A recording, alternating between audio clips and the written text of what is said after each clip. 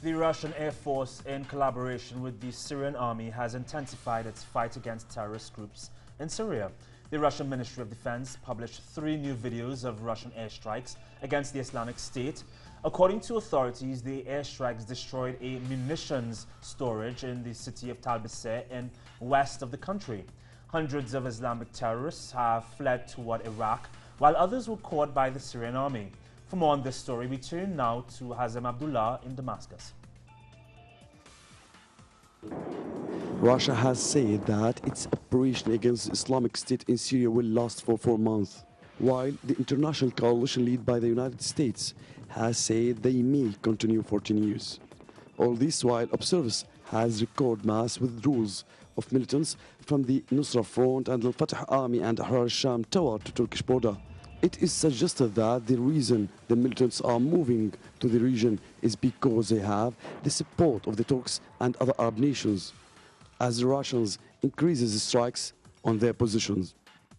We are for the Russian presence because they are truly standing with us, unlike Western countries, which look to us in a colonialist way.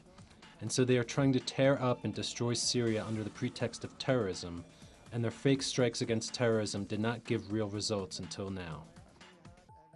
Western countries that follow the US path are just following the United States, and they deceive us by claiming that they are fighting terrorism, but the alliance has been striking the area for more than a year.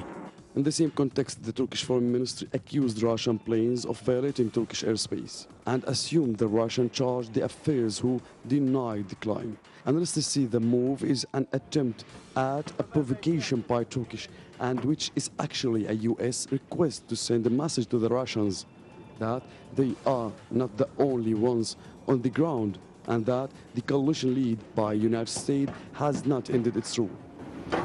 Turks, from the beginning of the Syrian crisis, were supporting the terrorists, and there's plenty of evidence on that. Turks are sending a message from their employer, USA, to the Russians. Through intercepting the Russian aircraft, they are saying our role here is not over yet. We're waiting to see the Russian reaction. Majority of Syrians believe that the Russian military operation against the Islamic State will end the protested war, a fact that not even major Western newspaper could hide. The British newspaper The Guardian had a report from Syria that there is a majority see Russia as the savior of the region in the face of the clutches of terrorism. Hazem Abdullah, teleSUR, Syria.